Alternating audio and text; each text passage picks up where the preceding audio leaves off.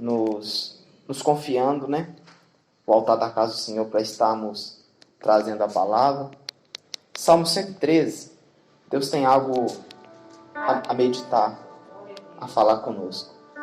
Eu confesso aos irmãos que Deus já falou comigo nesta noite.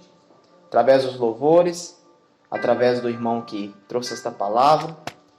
E Deus vai nos ensinar algo aqui, através dessa palavra que Ele colocou no meu coração. Salmo 113. Vamos achar aqui. Todos acharam? Eu vou ler. Eu vou ler o versículo 5. Eu vou ler só apenas a parte A. Está escrito assim: quem é como o Senhor nosso Deus? Vou ler o restante. Que habita nas alturas? Vou perguntar mais uma vez, que o salmista fez essa pergunta, exclamando: quem é como o Senhor nosso Deus, que habita nas alturas? Senhor Deus, eu te louvo por esta noite, te louvo por este lugar, te louvo pela vida dos irmãos que aqui estão, te louvo por este convite, te louvo, ó Pai, pelas tuas misericórdias, a tua fidelidade, a tua bondade para conosco. Ó Pai, porque sabemos que se não fosse as tuas misericórdias, o inimigo já teria nos engolido vivos. Ah, Deus, mas o Senhor é um Deus bondoso que conhece o nosso coração. O Senhor conhece o que ninguém conhece. O Senhor sonda, o salmista diz no Salmo 139, que ainda antes que saísse uma palavra da nossa boca, o Senhor já sabe. Então o Senhor sabe de todas as coisas e conhece as nossas intenções. Dá uma palavra nesta noite, Pai, para nós. Uma palavra que venha, Pai, meu Deus, nos edificar. Uma palavra que venha, Pai, nos trazer ânimo. Se preciso for, nos exortar. Mas que em tudo, ó Pai, venhamos, ó Pai, entender o que o Senhor quer falar conosco nesta noite. Meus irmãos, o salmista no Salmo 113, ele faz uma pergunta: quem é como o Senhor nosso Deus, que habita nas alturas, que do céu se curva para ver o que está nos céus e o que está na terra, que do pó levanta o abatido e do monturo ergue o necessitado, e o faz ele assentar com os príncipes, sim, com os príncipes do seu povo. Faz com que a mulher estéril seja mãe de filho, habite em família e seja alegre. E no final ele fala: louvai ao Senhor.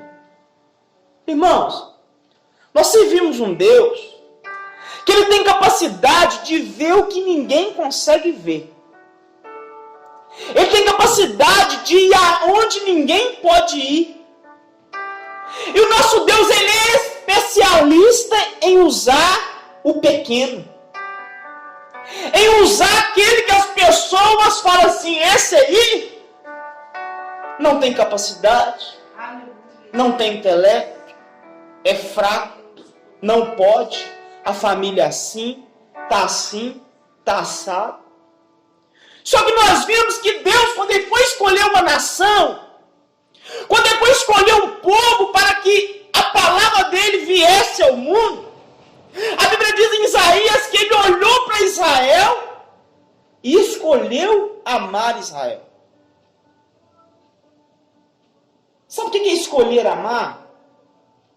Ele escolheu amar. Ou seja, não foi amor à primeira vista. Não, Ele escolheu. Sabe por quê, irmãos? Porque nosso Deus, Ele é muito sábio. Ele é a própria sabedoria. Porque Ele sabe quando Ele levanta o pequeno, quando Ele usa aquele que não tem força, quando Ele faz daquele que é incapacitado, Ele sabe que o nome dEle automaticamente é glorificado. Porque se Ele escolhe o Egito, por exemplo, e o Egito Ele começa a conquistar, o que o Egito ia fazer? Foi a força do nosso braço. Nós conquistamos é porque nós somos fortes. Nós conquistamos é porque nós sabemos.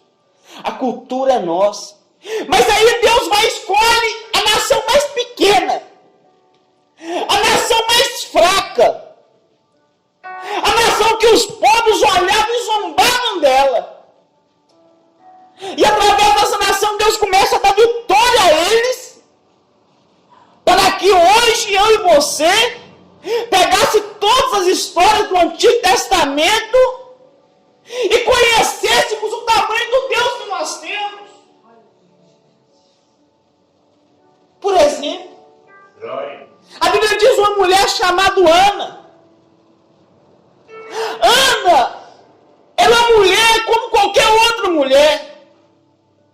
Tinha os mesmos sentimentos, tinha os mesmos sonhos, tinha os mesmos desejos.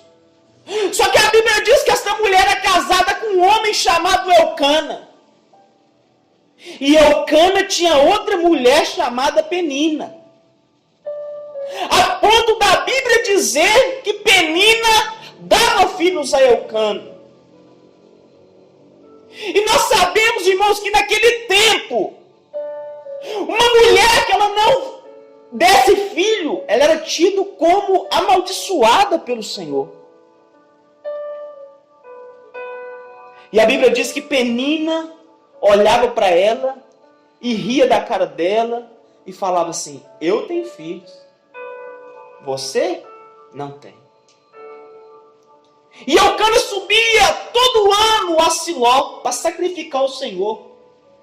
E a Bíblia diz que no caminho, eu imagino Penina olhando para ela, com seus filhos perto de si, e Penina olhava, ria, caçoava e falava: eu tenho filhos e você não tem.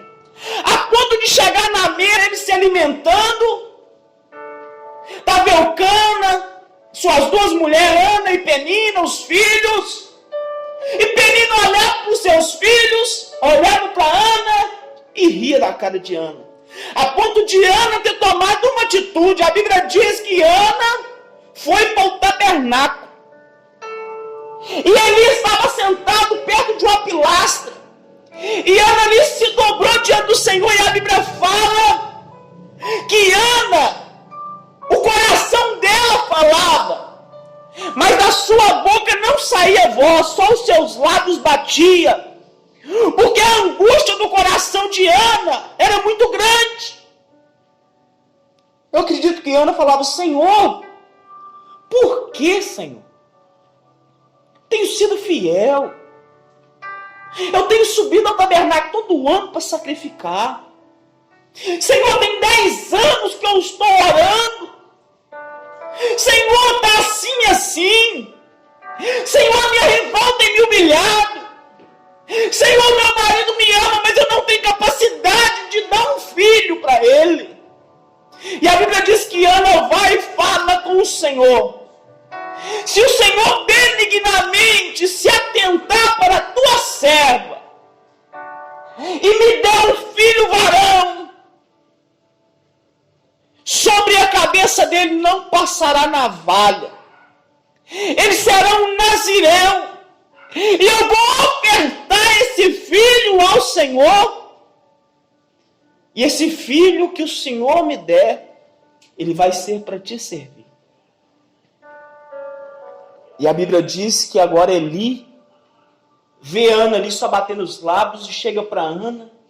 Porque as pessoas, irmãos, as pessoas olham para a nossa vida, as pessoas só sabem nos julgar, as pessoas só sabem olhar os nossos defeitos, as pessoas só sabem olhar o nosso lado ruim. Só que as pessoas não conseguem ver o que Deus está vendo, que é o que está dentro do nosso coração. E ele chega para Ana e fala assim: tu embriagada esta hora do dia? Ou seja, mulher, você não tem vergonha de estar aqui no templo embriagado? No tabernáculo? E ela vai e responde: ó Senhor, eu não estou embriagado, é o meu coração que está angustiado. Não estou embriagado. É o meu coração que está angustiado. Aí Eli vai e percebe o erro que fez. Sabe o que Eli faz?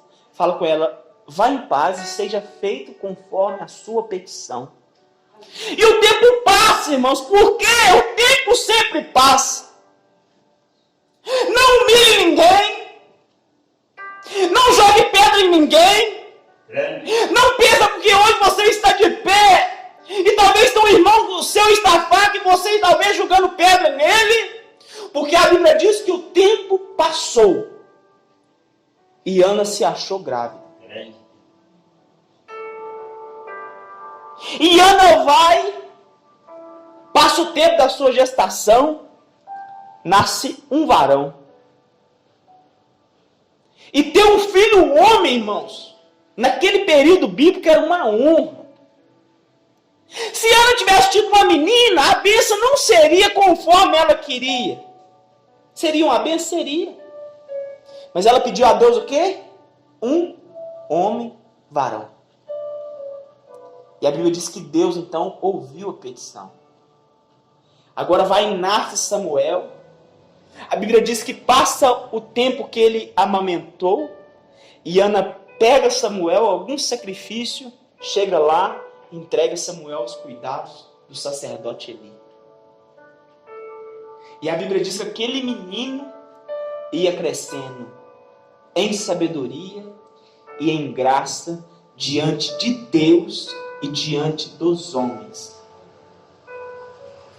O que eu aprendo com isso, meus irmãos? Ana foi humilhada, não foi? Ana tinha um problema, não tinha? Só que chega o tempo, irmãos. Chega o tempo de Deus cumprir em nossas vidas a promessa dele. E vocês podem ver que Deus agora pega a humilhação de Ana, pega uma mulher que está no chão, pega uma mulher que Penina humilhava ela, e Deus dá para ela não só um menino, Deus dá para ela Samuel. E Samuel, irmãos, foi um menino que no ventre Deus escolheu Samuel. Ninguém na história bíblica foi juiz, sacerdote e profeta. Samuel foi. Procura aqui na Bíblia onde os filhos de Penina é mencionado. Procura aqui aonde os filhos de Penina é mencionado. Agora procura sobre a vida de Samuel. Porque muitas vezes a humilhação que passamos, irmãos, o tamanho da humilhação que nós passamos, é o tamanho da vitória que Deus tem reservada para nós. Estou te falando isso, irmão, porque eu vivo isso. Deus não me deu esta palavra à toa, eu estou vivendo. E o que acontece agora? Samuel, ele cresce. A Bíblia diz que Ofni e Finéias, que era sacerdote, filho do sumo sacerdote, eles prevaricaram na porta do tabernáculo. Eles traziam as mulheres e se prostituíam. A ponto de Deus falar com Eli. Eli, seus filhos não estão praticando a palavra. Só que Eli já não tinha mais autoridade. Eles foram para uma guerra, levaram a arca do Senhor. A arca foi roubada. Quando a notícia chega para Eli que os seus filhos foram mortos e a arca tomada, o que Eli faz? Ele cai. E Eli morre. Samuel, então, toma o sacerdócio de Eli. E o que acontece, irmãos? Então o tempo passa. Aí sabe o que Deus faz de novo? Pega outro menino humilhado, por nome de Davi. Um menino um pastor de ovelhas. Ninguém dava nada por Davi. Os seus irmãos eram mais fortes. Os seus irmãos eram homens de guerra. Os seus irmãos acreditam que eram mais bonitos. Mas quando Deus rejeitou Saul, Deus chama este Samuel e fala assim: Samuel, enche o teu vaso de azeite e vai à casa de Jessé o belemita, porque eu procurei e achei um rei segundo o meu coração. Aí quando chega Samuel na casa de Jessé, aí entra Samar. Samar era um soldado, um homem de guerra, forte, alto, bonito. Quando ele coloca diante de Samuel, e Samuel era profeta, Samuel olha e fala assim: certamente está aqui o rei de Israel. Deus fala com Samuel: Samuel, não atentes para a aparência, porque eu não vejo conforme você vê, não vejo conforme os homens vê, eu vejo um coração. Então foi passando um por um diante de Samuel, cada um com as suas qualidades, só que ainda não tinha qualidade para ser rei em Israel. Porque, irmãos, Deus, se fosse igual nós, quando ele saiu para procurar um rei, ele escolheu o mais forte, aquele que não tinha defeito, um que manejava bem a espada, um que fosse bonito e que o povo agradasse. Mas não, irmãos, nosso Deus, ele vai lá e escolhe Davi, um jovem pastor de ovelhas que estava lá cuidando das poucas ovelhas de seu pai. E Deus, assim, Deus já sabendo tudo que ia acontecer na vida de Davi, Deus viu, a Bíblia fala em Atos dos Apóstolos, que Davi iria cumprir todos os desígnios de Deus. E a Bíblia fala que agora Samuel chega e fala assim: acabaram os jovens. Jessé, nem o próprio pai de Davi acreditava nele. Irmãos, vocês já pararam para pensar que às vezes as pessoas que batem em nossas costas, as pessoas que comem com nós à mesa, as pessoas que falam que são nossos amigos, e até mesmo nossos cônjuges, não acreditam que Deus tem na nossa vida?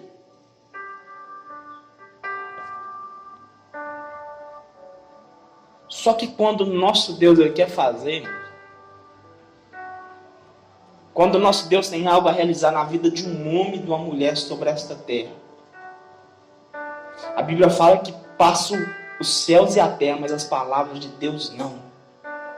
Porque Ele próprio falou através da boca do profeta: eu velo para cumprir as minhas palavras. Eu não sou filho do homem para mentir. E agora vem Davi e Samuel unge Davi. Só que, irmãos, Davi ele não foi para o trono de imediato.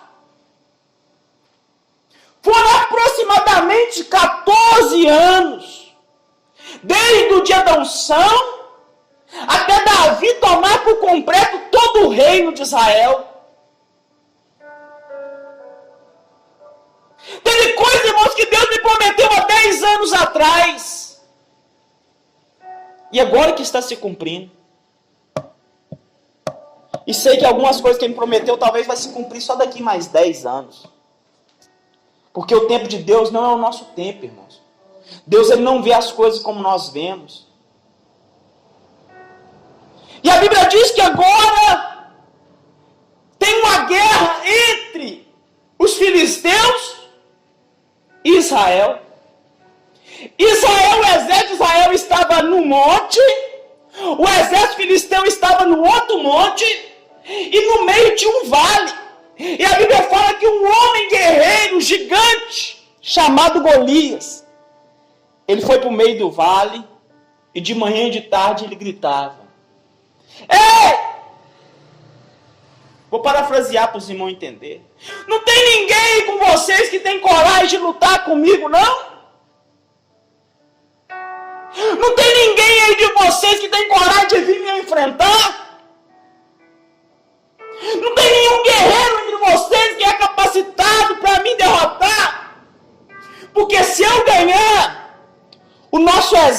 vence de vocês. Se vocês ganhar, o exército de vocês vence de nós. E a Bíblia fala que Saul, irmão, Saul era forte. Saul com medo.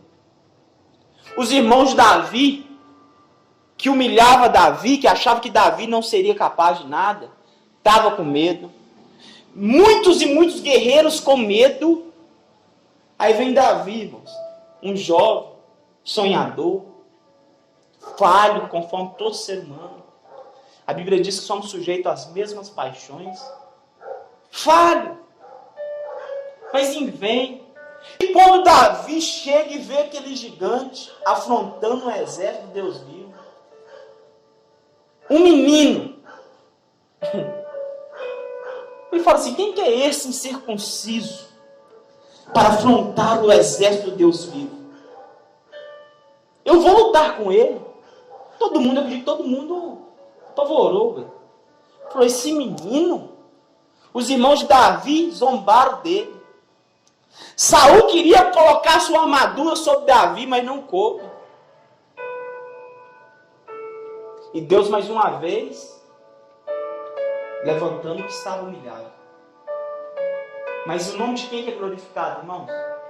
De Deus. Porque se fosse talvez Saul, ou os irmãos de Davi, que era grande, eles iam falar assim: não, foi habilidade, porque essa é grande. Agora um menino com uma funda e 5 pedrinhas, o nome de quem é glorificado, irmãos? Deus. Para mim terminar, contar outra história. A Bíblia diz que tinha um rei chamado Ezequias. Ezequias, irmãos, era um homem fiel. A Bíblia diz que o pai de Ezequias, ele era um homem que fez aquilo que não era bom diante dos olhos do Senhor. O que Ezequias faz? Ezequias vai, toma o reino e decide fazer o que é bom. Tira a idolatria de dentro do templo. Ele volta a celebrar a Páscoa, que era um mandamento. Ele chama os sacerdotes e os levitas para adorar o Senhor. Só que chega um momento que ele passa um momento de aflição. Porque tem pessoas que pensam, irmãos, porque às vezes a gente passa um momento de aflição, momentos ruins de nossa vida. O nosso Deus nos abandonou. O nosso Deus não está vendo por nós. Mas muitas vezes, irmão, porque Deus trabalha diferente de nós, irmãos. E a Bíblia fala que Senaqueribe escreve uma carta e manda, para Ezequias. E fala assim com Ezequias: Ezequias, até quando você vai ficar confiando no Egito? Ezequias, eu já destruí 46 cidades fortificadas. E Jerusalém vai ser da mesma forma. Nós vamos entrar aí dentro e nós vamos destruir tudo. Ezequias, você acha que Deus pode te livrar? E a Bíblia fala que esse homem vai ao templo. Aquele homem se enjoelha. E aquele homem ele começa a falar com o Senhor. A ponto de Deus levantar um profeta por nome de Isaías. Isaías chega para Ezequias e fala assim: Ezequias, eu vou colocar um anzol no nariz dele.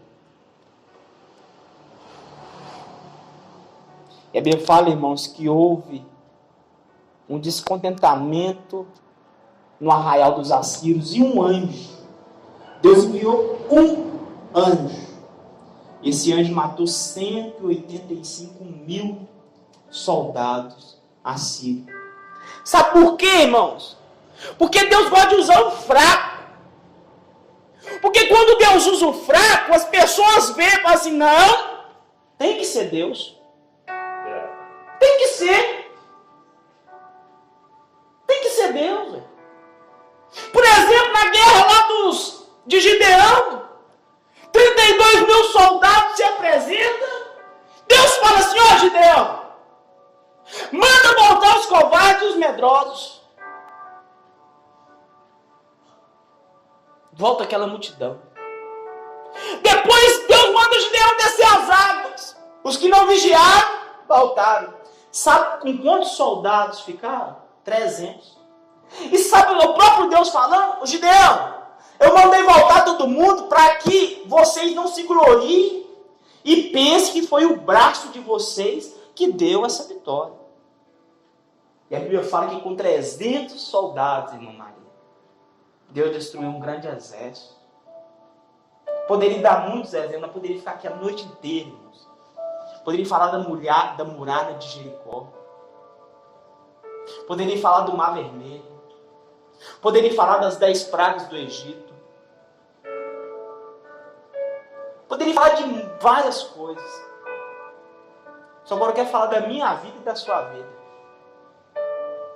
Porque muitas vezes, irmãos, nós murmuramos e não queremos entender por que muita coisa acontece conosco. Por que muitas vezes somos tão fracos? E por que muitas vezes acontece coisas na nossa vida que nós não vamos entender nunca? Porque o próprio Jesus falou com Pedro: Pedro, você não vai entender agora, mas lá na frente você vai entender. Viraram para mim pouco tempo atrás e o Mike morreu. Não vai dar em nada não. Mike é fraco. Os irmãos que batiam nas minhas costas quando o churrasco estava, a mesa estava farta, Deus me usando, e eu fazendo isso, fazendo aquilo, no momento difícil, viraram as costas, passava perto de mim, em vez de fazer igual Jesus falou, que Jesus veio para os doentes, não é para o são, e a igreja está esquecendo disso. A maioria das igrejas, quando você está são, você é bem-vindo. Quando você está doente, você não é bem-vindo mais. Os irmãos, mesmo os irmãos que quando olhavam Deus me usando, falavam assim: ó, Deus vai te levantar, hein? Deus tem uma grande obra na sua vida, hein? É os mesmos irmãos que no momento difícil da minha vida falaram assim: o Mike não quer nada com Deus, não. Só que até nas nossas lutas, Deus permite que as pessoas se afastem de nós. Porque quem está com você só nos momentos bons não merece a sua companhia. Amigo que está na sua casa só quando as coisas estão boas não é seu amigo. Amigo que bate suas costas e te elogia só quando as coisas estão boas não são seus amigos. Amigo mesmo é quando você está precisando. Amigo de verdade é quando a sua casa às vezes está faltando arroz, ele chega, está faltando arroz, nós vamos dar um jeito. Lá em casa não tem arroz não, mas nós vamos pedir, nós vamos fazer alguma coisa. Ah, Mike, você caiu? Vem cá, meu amigo. Vem cá. Coloca o seu braço aqui em cima dos meus ombros e vamos. Porque Jesus falou que se nós amar só os que nos amam, nós não estamos fazendo nada, irmãos. O que nós estamos fazendo? Até os ímpios.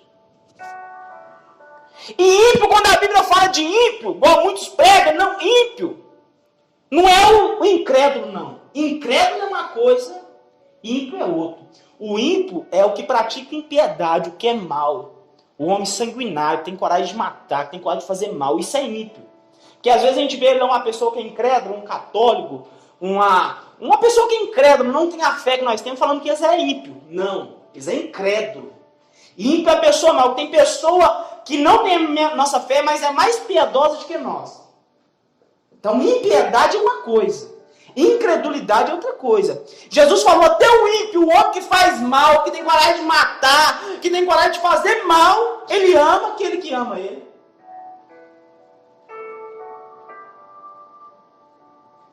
E Jesus quer ensinar a igreja, irmãos. A Bíblia fala que Jesus, quando ele estava com os pecadores, os fariseus religiosos, uma coisa que Deus me ensinou é que eu não preciso ser religioso, irmãos. Religião pura é cuidar dos órfãos e das viúvas na necessidade.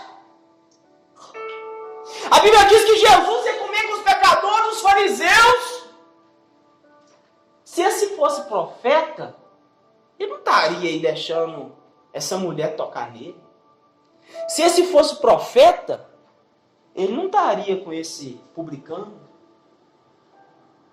Aí chega um fariseu no templo, ele abre os braços, fala: Senhor, graças eu te dou, porque eu não sou como esse publicano. Eu dou meu dízimo, jejum 2 vezes na semana, estou na tua casa. Aí entra um publicano, enjoelha, fala: Senhor, não sou digno nem de olhar para o alto. Jesus falou: quem saiu justificado? Irmão, nós não estamos dentro da igreja para pensar que nós somos melhores do que ninguém, para pensar que nós temos assim um privilégio que é o céu, que o incrédulo não tem, que para ir para o céu tem que crer em Jesus. Mas a nossa função nessa terra, irmãos, não é julgar não, irmãos. O que é julgar, irmão Mike? Julgar é um martelo que você tem na sua mão, é igual o juiz, dá a sentença. Não dá sentença de ninguém para o inferno, não. Porque ninguém vai para o inferno segundo a nossa palavra, não, irmãos. A Bíblia fala que quem vai julgar o homem é a palavra de Deus. A igreja tem um objetivo, irmãos. O apóstolo Paulo falou assim: quando vocês se reunirem, vocês têm hinos, têm salmos, têm línguas, têm profecias. Faça tudo isso para edificação. E nós vemos hoje, irmão, a igreja fechada nas 4 paredes, mas lá fora não está trabalhando.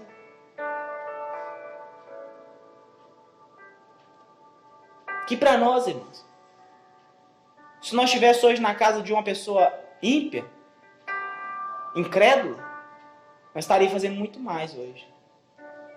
Fazendo um culto. A igreja primitiva começou de casa em casa.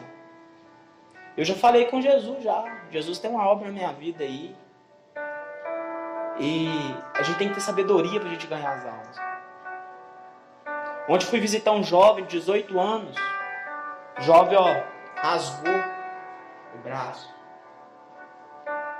Ele não conseguiu olhar para mim. Não é porque ele era ruim, não. Porque oprimido, triste, angústia. E a igreja, ela está aí, irmãos. Só que ontem, aqui no Ipanema, ontem foi quarta-feira, né?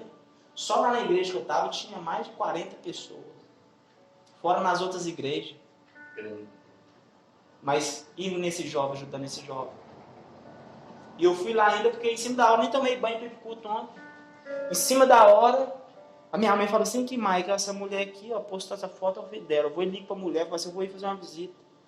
Cheguei em casa, nem tomei banho. Aí chego na igreja, só porque eu não fui de social, os irmãos ficam olhando. Ué, o irmão não foi de social? Aí você vê. Mas não sabe.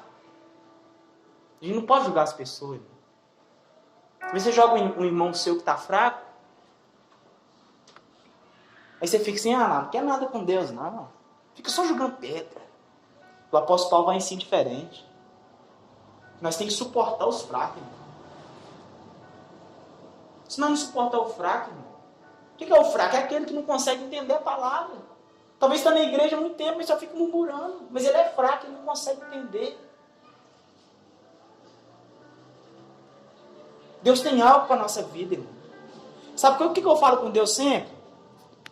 Eu quero que Deus me ajude, que as pessoas vejam Deus na minha vida.